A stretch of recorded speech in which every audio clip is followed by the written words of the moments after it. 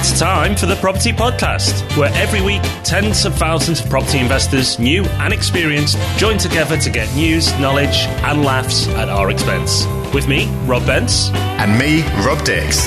Join us every Thursday morning for your weekly dose of property ideas and motivation.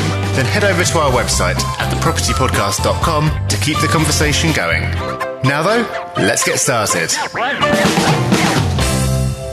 Hello and welcome to the Property Podcast. It is episode 71. I'm Rob B, calling in from a sunny London. With me is Rob D, calling in from what sounds like a sunny Prague. Yeah, you hear well, Rob. It is indeed Prague. I don't know how you got that. It's like we spoke before we recorded. It's almost like that. It's spooky. Yeah, so I'm checking in from Prague. Just got in yesterday. I'm going to be based here for about a month or so. So I'm looking forward to having a little bit of an explore after we have recorded today's episode, which should be another belter. So this is a follow-up on episode 69, where we introduced the 18-year property cycle. We're going to be using that to make ourselves look foolish by making some predictions. So should be a really great episode. And as always, we've got the resource of the week and a news story for you as well. So lots to pack in. We have indeed. And first of all, though, we would like to always start with our reviews, and another absolutely brilliant review in this week. It's from RY 2009 GFFD. I hope I pronounced your name correctly, but it's a brilliant review. The Bader-Meinhof phenomenon.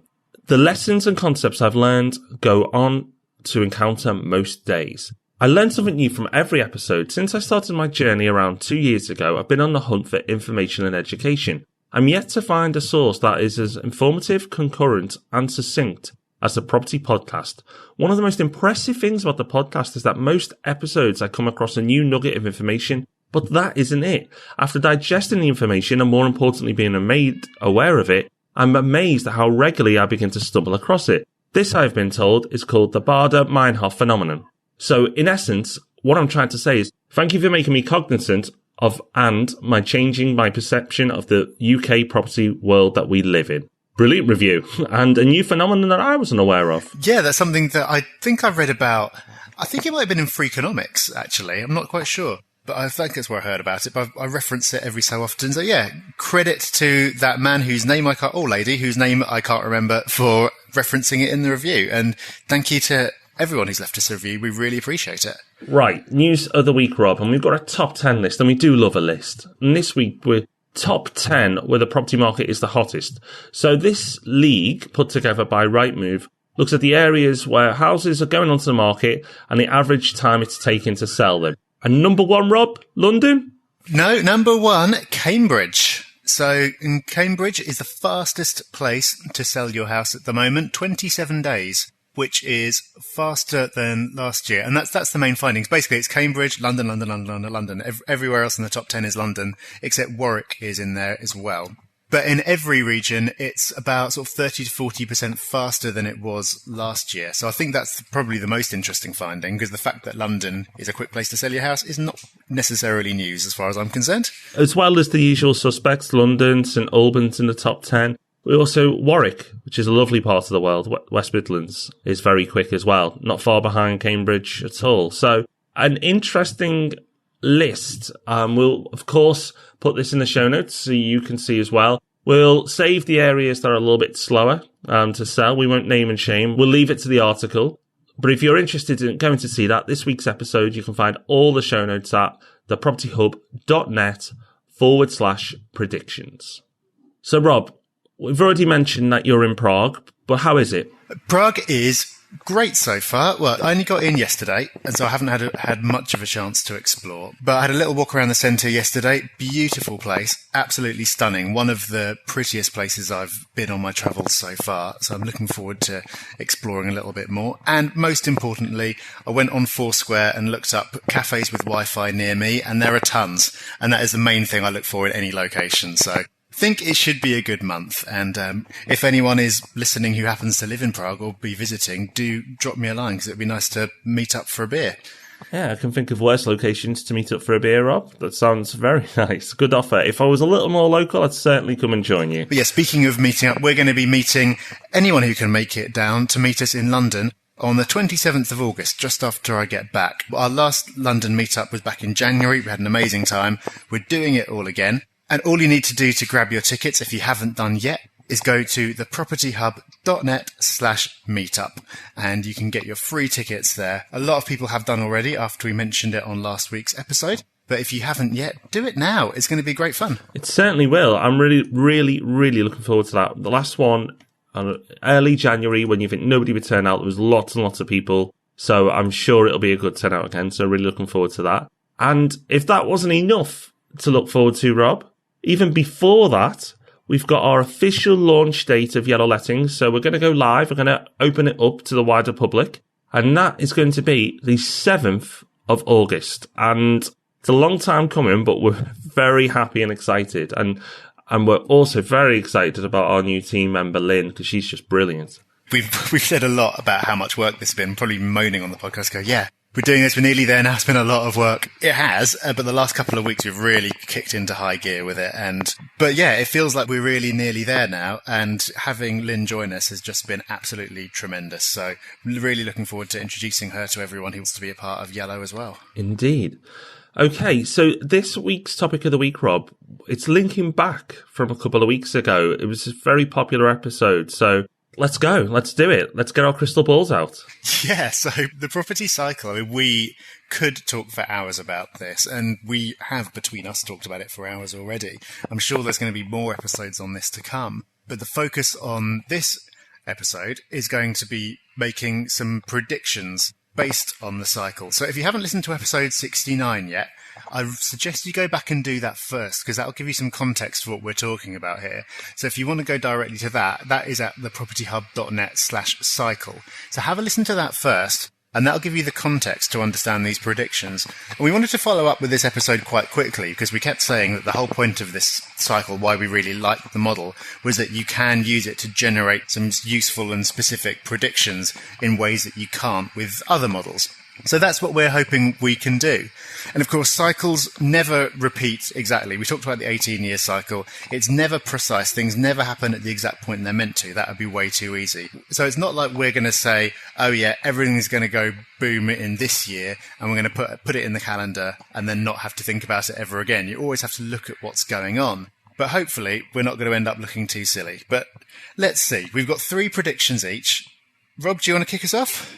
Yeah, let's go. So, number 1 prediction. 2016, in my opinion, will be a big year. Okay? But not necessarily in a good way for property. I believe that will be the year that time is called on the Chinese and subsequently the Australian property markets. So, if you look at the 18-year cycle, the Australian and Chinese markets are coming very close to the end of their 18-year cycle, and it looks like a couple of years away. Now, I've been mentioning for a while, I feel their markets are overheated and are not sustainable. And already both governments have been trying to calm the market down because they're a little bit nervous. And they're saying it's not a boom, but, you know, if we do this, it should be okay. There's certain articles that are out that echo that. I believe every boom follows a bust. China and Australia didn't have that correction that we did in 2008 in property prices. They've just pushed on and pushed on and pushed on, and the prices now are ridiculous. So based on many of the concepts we talked about in episode 69 when we looked at the 18-year cycle, I believe that 2016 will be the year that the Chinese and Australian property markets go pop. Big, bold claim. Big, bold claim. I might have to hide in 2016 if it doesn't, well, after it anyway, if it doesn't come true. But I do believe that will happen. Now, I have zero exposure to those markets, so it's easy for me to say it. If you do have investments there, you don't have to take my advice and start liquidating your portfolio. I'm not saying that. This is just my humble opinion. I'm not going to be so bold as to make a claim about China or Australia. What you say seems to make a lot of sense, but I don't know enough about it to say anything like that. So I'm going to keep it domestic for my first prediction. My prediction is going to be that house prices are going to grow at least 10% a year between now and at least 2018, possibly the end of the decade. This is an interesting one because we said last week that in the first half of the cycle, growth tends to be a bit slower. I think we said it was an average of 5.5% a year.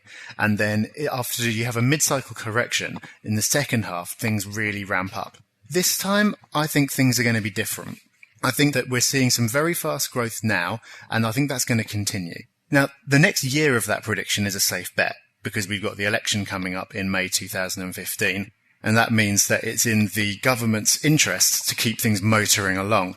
I can actually make a bonus prediction here because I was reading that house price momentum in the 2 years running up to an election is a really good predictor of whether the government or the opposition will win the election.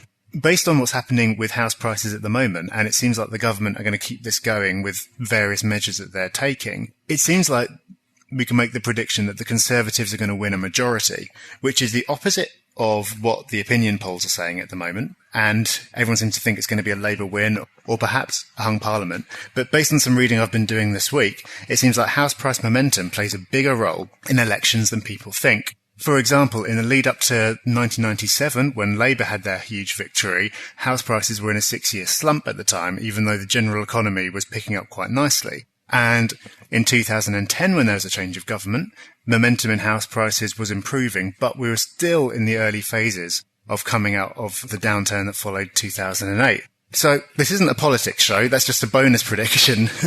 What I'm saying is that the next year, I think we'll definitely keep seeing prices rising pretty quickly. But I can see that carrying on all the way through till sort of 2018, 2019, which should put us nicely on track for the mid-cycle correction. So rather than having this kind of slower growth and then a cycle of faster growth, I am going to predict that it's going to be spread more evenly through the cycle this time than it has in the past. But we will see.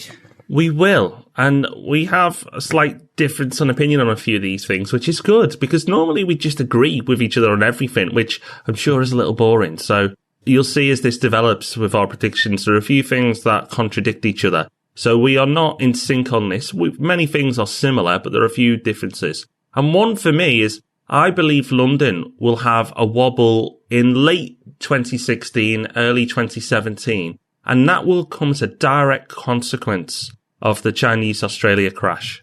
Why? Well, London hasn't followed the path. It hasn't followed the 18-year cycle. It started to, like everywhere else after the crash. And then London property, as you remember, started recovering really quickly. Now, according to the 18-year cycle, London should have not started until 2012. And that's when really UK buyers got in. But before that, 2 to 3 years before that, London property prices had already had an injection of growth. And that came as a direct influence from the Far East. And that's because the pound, after the 2008 crash, was massively devalued. London property prices had also dropped. So there was a sale of a century on for people over in the Far East who were in a booming market. Remember, they didn't have the same predicaments as we had. Their markets continued to boom. So we had these cash-rich nations that were feeling very prosperous, looking at London and going, wow, that's an important city. Our currency's worth at least 25% more than it used to be. So in a direct way, I've got a discount there. And also property prices have dropped about 20% as well. So we've got another discount. All this money started flooding into London, which then detached it from the rest of the UK market and then set it off on the current path that it is. Now, that 2 to 3 year head start has meant that it's sort of not done what the 18-year cycle predicts. And I feel that's because we live in a much more global market now. The way everything works, we're a lot tighter knit. Money flows a lot easily between nations and people. I believe then, because London has gone a little bit faster than it should have, that in 2016/early 2017, that the London property market will have a wobble. Notice I'm not saying crash. I am saying wobble. So that could be a small reduction in prices, maybe 5 to 10%. You may say that's a crash. I differ. If that 5% over a year is not a crash, in my opinion, it's a slowdown, it's a drop, but it's not a crash. The papers, though, be warned, will probably call it a crash. But note again, a wobble. This will return to where it was. We will have, a year to 2 years max where people will feel a little nervous. You'll have the media calling the end of the market. But what you'll notice is, I'm saying London, while the rest of the UK may be affected, it won't be affected to the same levels as London because the rest of the UK is already cheap in comparison.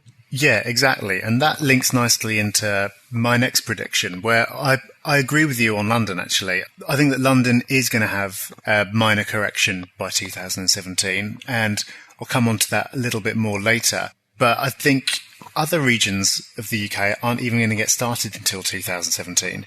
So that echoes what you said about the rest of the UK being cheap compared to London. Because we've been speaking about the UK market as if it is one singular market, but it's not. Every city, every region is its own market, of course. All these different markets are pretty well correlated because there are macro factors like politics and interest rates and inflation, and that affects every region of the UK pretty much equally. And that is why when you get the big blow-ups, they tend to happen relatively simultaneously. But the speed that different cities take through the rest of the cycle is different. Even if you exclude London, which is a bit of a special case, cities move in different stages relative to each other. And Fred Harrison, who came up with this whole concept, he divided the cycle into 4 stages, which are stealth, awareness, mania, and blow-off. They kind of are as they sound. Like, in the stealth phase, everything's crashed, everything seems to be bad news, but things have hit the bottom and are so affordable that prices actually begin to hold firm. So that's the stealth phase. Then in the awareness phase, optimism begins to come in, people aren't so scared anymore, and people gradually are happy to buy at higher prices and push the market up.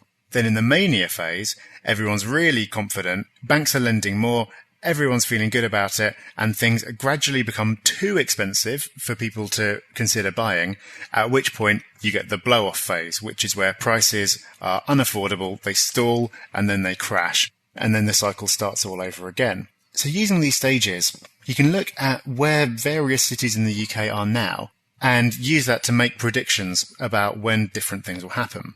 So if we start with London, that seems to be in the mania phase, and that suggests that there will be a decline soon, as we've already said. But, as we've also said, most of the wealth in London that's pushed everything so much higher is foreign money, and the demand for housing in London is still huge. We might just see a plateau rather than a fall. So I'm going to predict a soft landing for London, and I think, Rob, if you said like a fall of 5 to 10%, I'd probably say a fall of maximum 5%, perhaps nothing at all. Maybe it will just level off, because London isn't being driven by fundamentals at the moment, but if it were, then there'd still be a ton of demand. It's just that some of the froth will be taken off. This is something that Fred Harrison says that people are guilty of. That people always talk about a new paradigm. When things are in the swing of the mania phase, people go, things are different now. That kind of no more boom and bust kind of thing. So saying at the top of the market that there won't be a top of the market and things will keep going forever is exactly the kind of mistake that the cycle would say that people would be making. Other cities in the UK, though, in Manchester, I think that's firmly in awareness, possibly moving towards mania. I don't know. Places like Leeds and Birmingham and loads of other places at the moment, actually, the majority of places in the UK, I'd say, were firmly in the awareness stage. And that would mean that the best buying opportunity is past. So when things were into the stealth phase, that would have been the time when you could pick things up the cheapest. But there is still a long way to go. There's still a lot of upside to come. Other parts of the UK, like the East Midlands and other parts of the North, are probably in the stealth phase. So I would say that they're not going to see significant increases for a few years. So that's the base of my prediction. There's some parts of the UK, like the East Midlands, like parts of the North, aren't really going to get going until 2017, when, at the same point, when London is starting to level off or come back down again. So this huge disparity that we're seeing across the UK, it's still going to exist. Of course it is. But that gap should be diminishing. It should. And that's what history has done before, where actually they're far tighter linked, London and the rest of the UK. This decoupling effect that's almost happened. For me, I mean, I've gone back through the data. I can't see it happening before. Yes, there's been times where it's stretched, and there's been times actually where in percentage terms the North's growing faster than London. Generally, it tends to be a train track when you look at the graphs. They tend to follow roughly in percentage terms the same. So I agree, Rob, what we'll see moving on to the second half of the phase of this cycle is once London's had its mini correction, and to you that's 0 to 5%, that's me 5 to 10%, still pretty close in our opinions there. Once that's happened, this leads me on to my next prediction, which slightly contradicts one of your earlier ones, I believe double-digit growth will happen from 2019 onwards. 2019 onwards. I believe that this is the phase, maybe even 2018 if I'm brave. Certainly good growth in 2018, but 2019 onwards is when it goes off. It's party time in the property market again. Because what will happen, and Fred Harrison talks about this, is during this wobble period, which is expected, by the way, don't get nervous. This is something we talked about 2 weeks ago. This is a time actually to gain in confidence because you knew it was coming. It's not as bad as everyone was saying it was going to be. And you still plow in, you still keep investing because actually your reward years are about to come up. And for me, that's 2019 onwards to at least 2025. All through those years, we'll see double-digit growth across the whole of the UK. And that's where, towards the end of that, up to the mid-20s, people will, as Rob said, start saying, it's different this time. We've cracked it, no more boom and bust. And lo and behold, in sort of the mid-2020s, the market will go again. So, again, don't be worried because we're going to see a lot of growth before we have that correction. Now, as Rob said, the majority of the north, that to me just means outside of London, is in the stealth phase.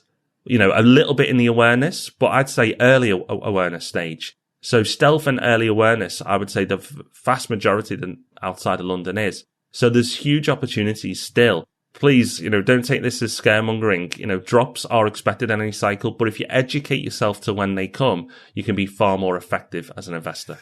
Yes, and my final prediction ties into that as well. You were talking about the mid-cycle correction, after which you think that we're going to get the double-digit growth and things are going to race away. And my prediction is that correction might be a little bit bigger than we normally see, and there might be more repossessions than we're used to as well as that correction happens, maybe around 2019. Because we have to remember that there were very few repossessions in the last crash, and that was largely because of low interest rates. That doesn't mean that the problem's gone away. There are still a lot of people who are over-leveraged. There are lots of homeowners who can't really afford their payments as they are, let alone if they go up. They've just been saved by the low interest rates. At some point, interest rates have to go up, and when they do, a lot of people are going to struggle.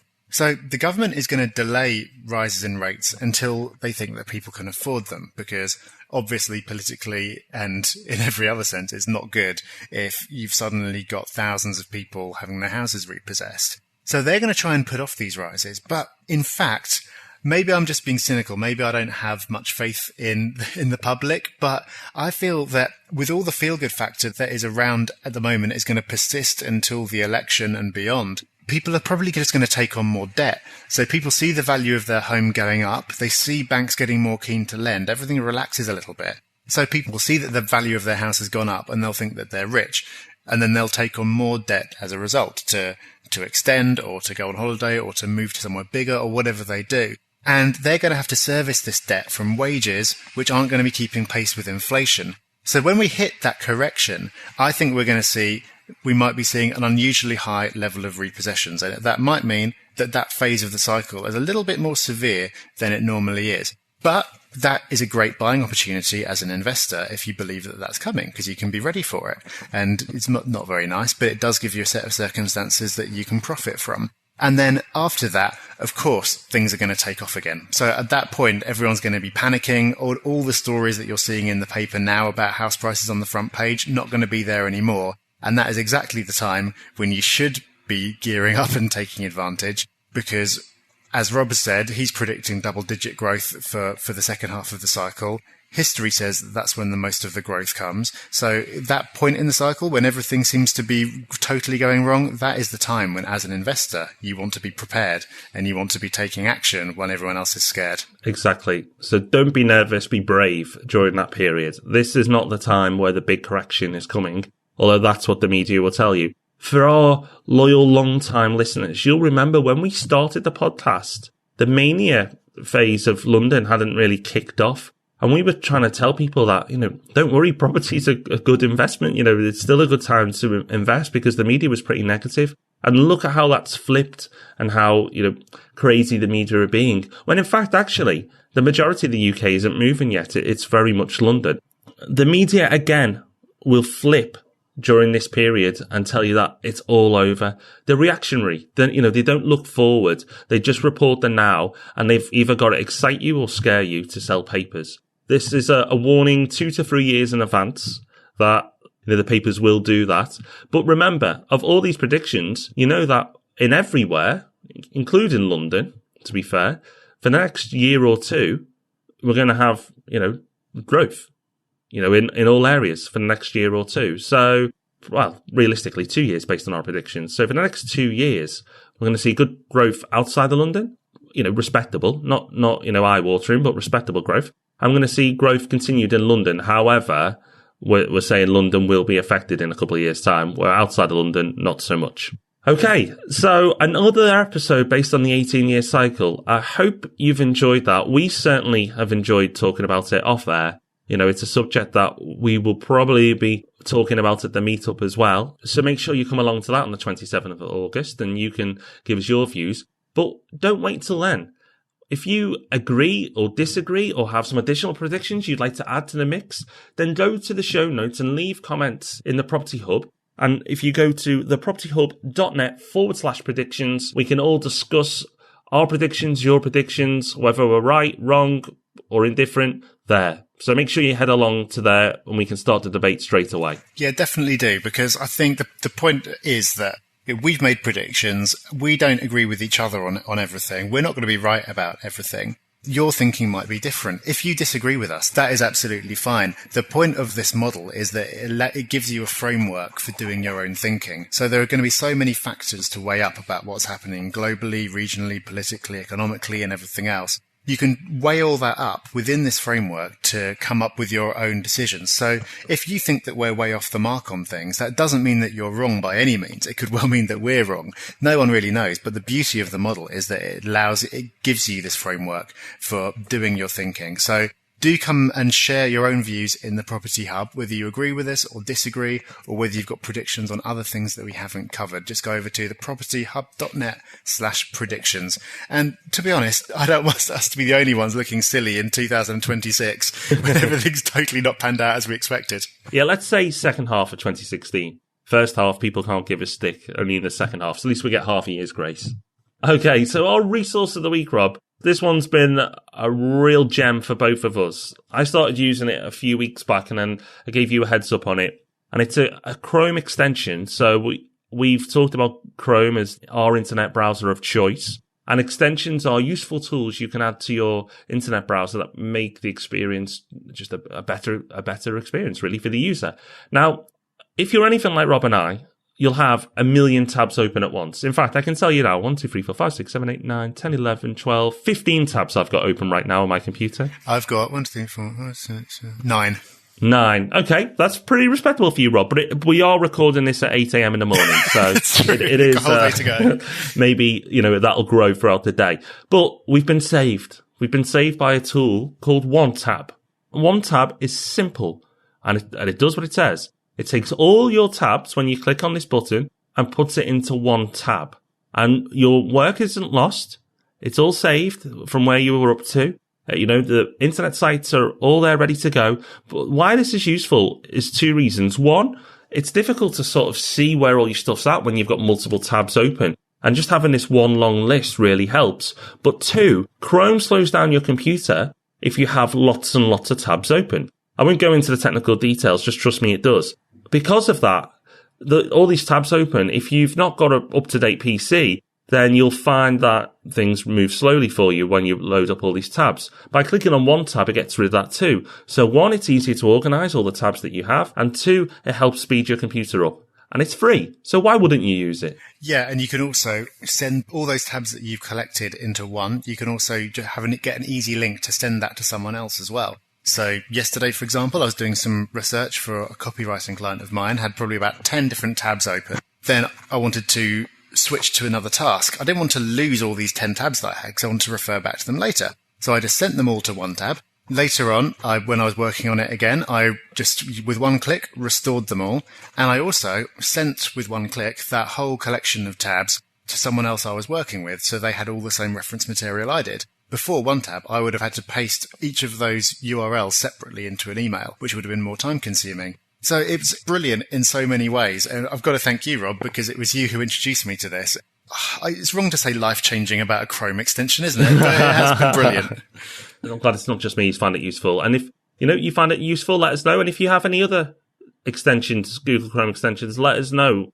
We love sharing our resources of the week, and we find many, but a lot of them have come from our listeners too. So please do let us know if there's a resource of the week that you think we've missed and we should mention. Okay, so next week, Rob, we've been controversial possibly by, going long term and predicting the future because nobody exactly knows. It's just opinions based on the information we have. But next week, we're not playing it safe again. We're going to pee a few people off. We're covering areas we wouldn't invest in. Yeah, so this week we're making ourselves look silly, and next week we're offending everyone. So by the time we launch Yellow Lettings the week after, we'll have no friends left. But yeah, so areas we wouldn't invest in. That's going to be an interesting one, isn't it? I mean, we're generally pretty upbeat about a lot of things, but there are certain investments that we wouldn't make, and so we're going to get into some of those and explain why that's the case. We are. I'm actually really looking forward to that because I'm very clear on where I will and won't invest in, and I know you are too, Rob. So I think that's going to be a really interesting episode. And the reasons why as well. It's not just the areas, don't just take it as the headline, but why we won't invest in those areas. They're important lessons to learn. So I think it's going to be a really good episode. So I hope you can join us for that one. But until next week, thank you very much. Make sure you register for the meetup, which you can find all the links at thepropertyhub.net/predictions, all the notes, join in the debate. But until next week, when we'll be back with another episode. So thanks very much and bye-bye. Thanks for listening to The Property Podcast. Make sure you join our mailing list at thepropertypodcast.com. And remember, we love 5-star reviews. Rob even loves them more than air miles.